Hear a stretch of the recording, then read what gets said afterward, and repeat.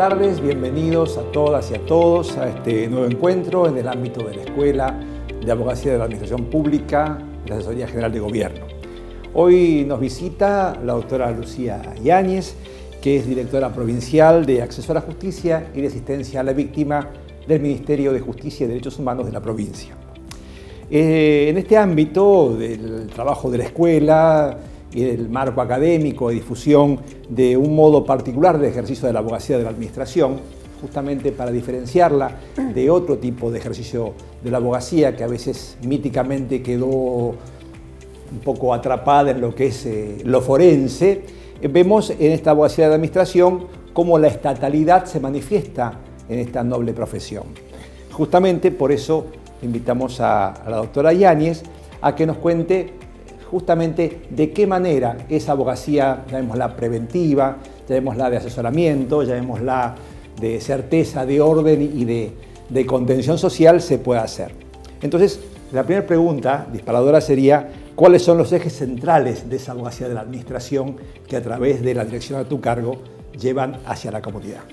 Bueno, primero gracias por invitarme, gracias al doctor Pérez Teruel también por invitarme y Horacio también. La verdad es que me parece muy interesante poder charlar de todo lo que tiene que ver con algunos aspectos de la abogacía que no están al menos insertos en el plano de la academia clásica, por decirlo, y que en realidad es un mundo con el que nos encontramos los abogados y las abogadas al momento de salir a la profesión e ir buscando cuáles son, digamos, o cuál es nuestro espacio en el mundo dentro de esta tan amplia profesión que elegimos, que es la abogacía.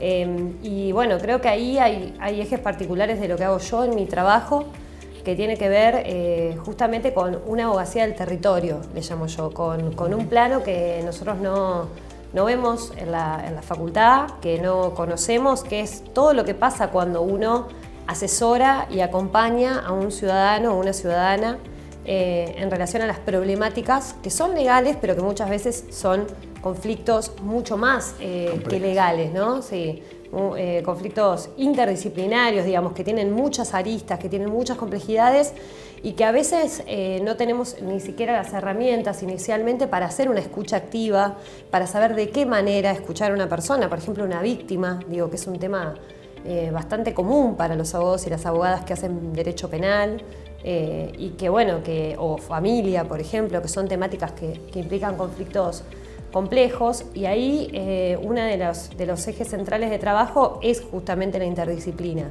Es la necesidad de poder confluir desde nuestra profesión, desde el abordaje legal que podemos hacer los abogados y las abogadas, en conjunto con otros profesionales y otras profesionales que tienen otros conocimientos muy importantes también y que nos ayudan a pensar de qué manera se puede resolver un conflicto que a veces sí tiene principal eje en lo legal y a veces no, pero aún así siempre hacemos un aporte central desde nuestro espacio. Es decir que de alguna manera podemos plantear a la abogacía de la administración como un canal sinérgico de la estatalidad en su conjunto y las diversidades que contiene.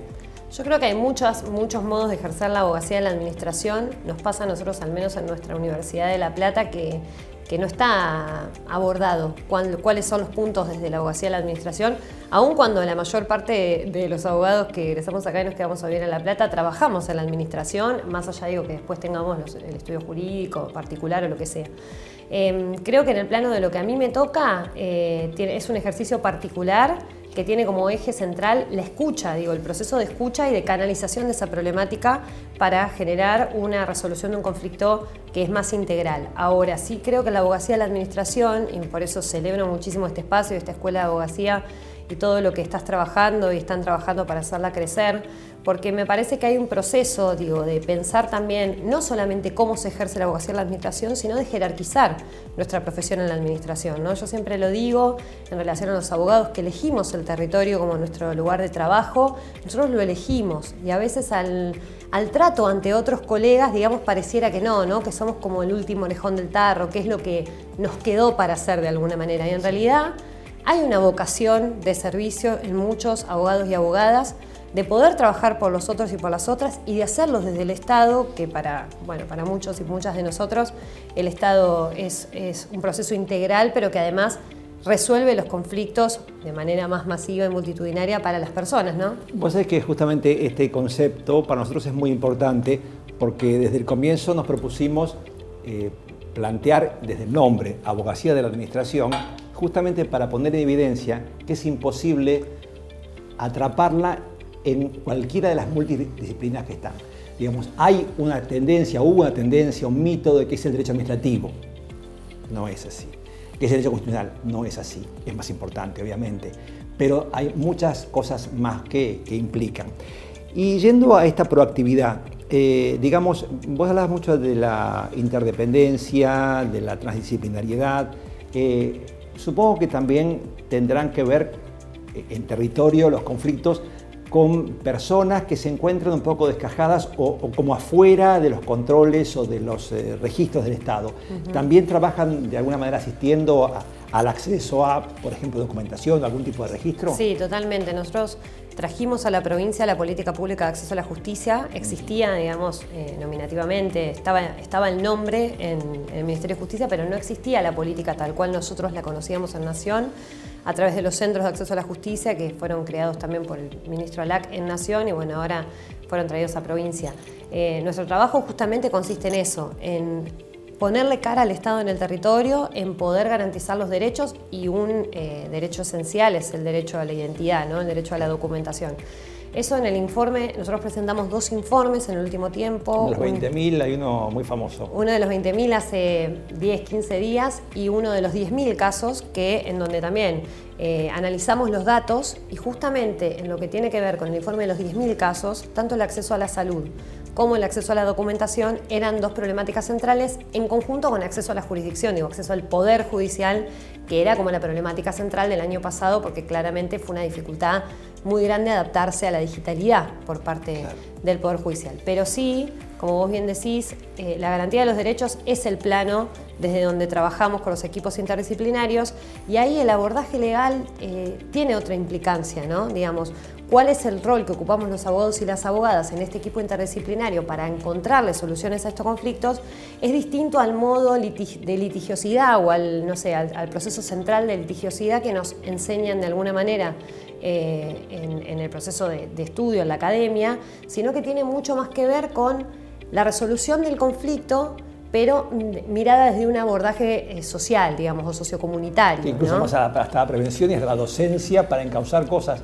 Porque a veces me imagino que habrán visto conflictos que eran totalmente evitables y que se dan justamente por un retiro del Estado, por la ausencia de una estructura de contención. Totalmente, sí, eso es constante. Por eso nosotros pensamos incluso que el ejercicio de la abogacía en la administración tiene que tener también una interestatalidad, digamos, sería de los diferentes estamentos del Estado, porque nosotros desde el Estado Nacional, el Estado Provincial, el Estado Municipal, en lo que tiene que ver con la garantía de los derechos, debemos trabajar en conjunto. Claro. Lo mismo nos pasa con los 3 poderes, ¿no? A veces parece, digamos, que trabajamos totalmente de manera disímil y justamente, por ejemplo, en estos días estuvo presentando la Corte, la Secretaría de Género, creada también a demanda y en conjunto con el trabajo que venimos desarrollando en la mesa interministerial que construimos con el Ministerio de las Mujeres, Género y Diversidad, el Ministerio de Seguridad y el Ministerio de Justicia, que viene justamente a traer esa demanda. Bueno, la interdisciplina necesita también un abordaje de todos los procesos del Estado en su integralidad, de manera tal que realmente le llevemos soluciones a la gente. Y esto lo digo, por ejemplo, en casos concretos, como vos bien decías, de cómo se aborda o en la prevención. Digo, a nosotros nos pasa que cuando nos llega una mujer en situación de violencia al estudio, o estamos trabajando un divorcio, porque yo también trabajé en la profesión privada, y encontrás una situación de violencia, lo primero que pensás es hay que hacer la denuncia, ¿no? Y es como algo muy propio nuestro, bueno, denunciar, pedir una medida cautelar, y está muy bien. Ahora, cuando el trabajo se convierte en un proceso de la interdisciplina y con otro análisis más profundo, a veces la denuncia no es lo primero que hay que hacer, ¿no? Es la construcción de una red para esa mujer, es pensar dónde se va a quedar esa mujer, es construir el subsidio o conseguir el refugio para que esa mujer se quede, es pensar qué va a pasar con los chicos, si están yendo a una escuela, si existe algún proceso dentro de la escuela para generar esa contención. Hay un plano de trabajar previamente, digamos, preparar el terreno para que esa denuncia que realicemos realmente tenga un proceso judicial que sea exitoso y que le permita a esa mujer vivir tranquila y que realmente se se lleve adelante el proceso penal correspondiente, pero además un proceso que permita persistir en el tiempo, ¿no? A veces solo la denuncia, que para nosotros sería un proceso natural. No es el trámite, sino el proceso. Claro, no es el proceso judicial no solo, sino el proceso integral de esa mujer que tiene que salir de una situación que va mucho más allá de su situación legal. Sí, incluso, bueno, da para otra charla, pero ahora que hablaste de los poderes y esta estanqueidad tan lacerante y tan tremenda para cualquier organización, hay un mito con esto de la separación irrestricta que tal vez no leyeron ni a Blackstone ni a Rousseau seriamente. Pero bueno, dejemos eso para otra charla. En punto a delitos, creo que habíamos visto algunos informes tuyos, si hay algún tipo de delito paradigmático, recurrente, preocupante, como cualquiera, pero que pueda señalar. Sí, en el informe de los 20.000 casos se repite lo que nos venía pasando en el informe de los 10.000 casos, que es un pico muy grande de las asistencias. Yo siempre lo digo, no es de cantidad de delitos, eso lo tiene más el Poder Judicial, digo, esos datos, la Subsecretaría de Política Criminal o el Ministerio de Seguridad. Nosotros analizamos la cantidad de personas que asistimos, cantidad de víctimas asistidas, que son más de 3.000 en este tiempo que va de pandemia, y se vuelve a repetir el mismo paradigma. Abusos sexuales infantiles como una problemática central que aparece permanentemente. Nosotros acompañamos el proceso de la familia en su integralidad. El 26% de los delitos se corresponden nuevamente a abusos sexuales infantiles de las asistencias. Después otro 20% vinculado a violencia intrafamiliar, a violencia de género, digamos, perpetrada por parejas o por cuestiones vinculadas al género, y un porcentaje bastante similar del 20% de abusos sexuales en mayores de edad. O sea, lo que nosotros encontramos es que más del 70% de los delitos que estamos asistiendo son delitos que se vinculan a cuestiones intrafamiliares, de abusos o de violencia. A mí no me gusta mucho decir la palabra intrafamiliar porque siento que de alguna manera sigue alejando ese proceso que está ocurriendo, ese delito, esa... Sí, como que es algo privado. Es algo privado, ¿no? Claro, como el crimen pasional o la violencia doméstica que se decía antes, que parecía que, bueno, es algo que está pasando ahí y no tenemos que meternos. No, esto es algo que compete al Estado, que compete a todos. Yo recuerdo mi clase de Derecho Penal, hace 40 años, pero ya, cuando una pareja no se metan cosas privadas. Es tremendo, esa visión, ¿viste? ¿no? Bueno, es eso tremendo. que hemos ido cambiando, pero sí llegamos a esta misma conclusión, tanto el Ministerio de las Mujeres, todos los estamentos del Estado provincial, que hay como dos cuestiones que estamos teniendo en cuenta como causales, o que creemos que son causales. Una, sin duda, es esto de lo que ha producido la pandemia, que es estar más tiempo en la casa, digo, y también un aumento de los niveles de violencia, de tensión, ¿no? Que ocurre en las familias. Pero además, que se han creado muchas políticas desde el Estado provincial para poder hacer acompañamiento de tanto mujeres en situación de violencia como niñeces en situación de violencia o abuso. Y eso ha permitido, que también tiene que ver con el movimiento feminista, que también tiene que ver con las mujeres tomando otro rol, ¿no? en el Estado, pero en la sociedad en general, ha aumentado la cantidad de personas que generan un tratamiento sobre ese proceso, digamos, que quieren denunciar, que quieren que se inicie un proceso judicial, que quieren ser acompañadas con el acompañamiento psicológico, con el acompañamiento de las trabajadoras sociales, los abogados y las abogadas, y que confían que de alguna manera pueden contarlos, ¿entiende? Que antes no ocurría tanto, por esto que veníamos hablando. Están notando que hay una cierta confianza, Sí. decir, bueno, Sí, porque un salvavidas, algo hay. Hay víctimas aquí. que denuncian mucho tiempo después, incluso a veces con los delitos prescriptos, ¿no? Por eso hablamos ahora de los juicios por la verdad, digo, hay todo un movimiento trabajando eso, incluso jueces y juezas, digo,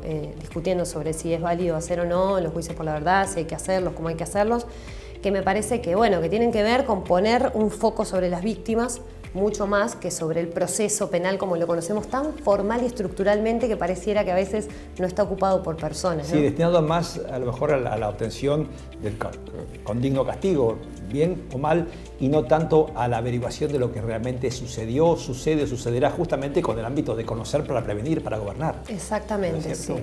Esa es la situación.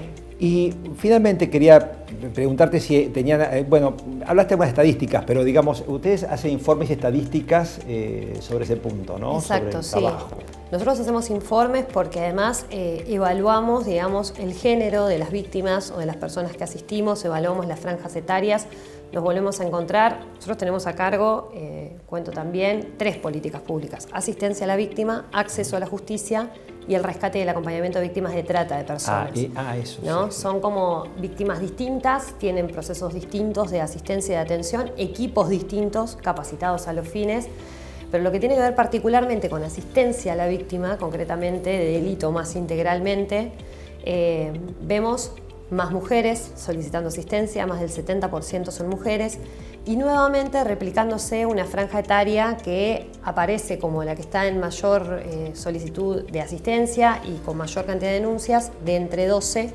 a 30 años. O sea, las juventudes vuelven a aparecer no solamente en los delitos vinculados a asistencia a la víctima de delitos, sino en trata de personas también.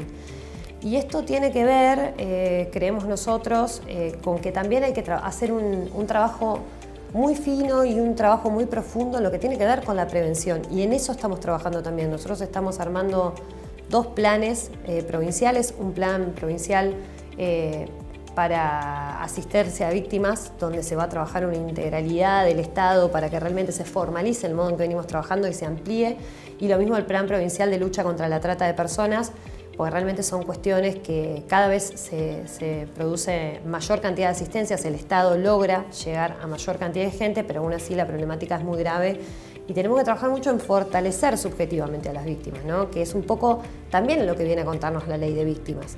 La posibilidad de que la víctima sea escuchada, la posibilidad de que la víctima tenga un lugar en el proceso, la posibilidad de que la víctima, que también se discute en el juicio por la verdad, claro, obtenga un reconocimiento de lo que le ocurrió para así poder empezar a trabajar un proceso de duelo y de resiliencia, claro. Exactamente, sí.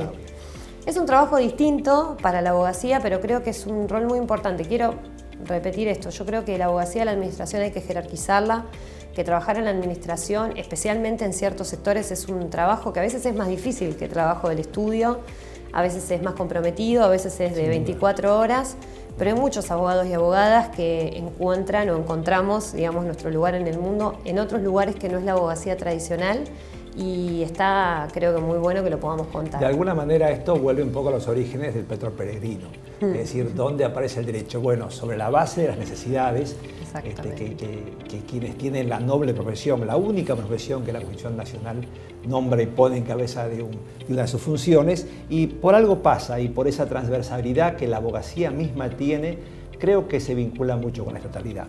Finalmente, Lucía, bueno, además de agradecerte la claridad y la generosidad de lo que nos has contado, ya no es una pregunta, sino una invitación a decir, bueno, parece que es importante, indispensable que vayamos pensando en hacer una actividad formal dentro de la currícula de la escuela con relación a estas aristas de la abogacía para completar esta formación y constituir nuevas vocaciones, y justamente también mirar que hay muchas cosas por hacer y que valen la alegría hacerlas. Me encantaría. Creo que nosotros en todos los lugares que podemos ocupar, a veces en la academia o cuando damos charlas, también construimos esta unidad un poco de la abogacía del Estado, del fortalecimiento y la jerarquización de nuestro laburo, de promover que se siga haciendo, de que nos sigamos formando en este tipo de temas, así que encantadísimo porque también necesitamos muchos abogados y abogadas que se quieran sumar, y algunos y algunas que yo a veces me doy cuenta que están como me pasaba a mí al principio, de no encontrar a veces tu lugar en el litigio, concretamente en lo más tradicional,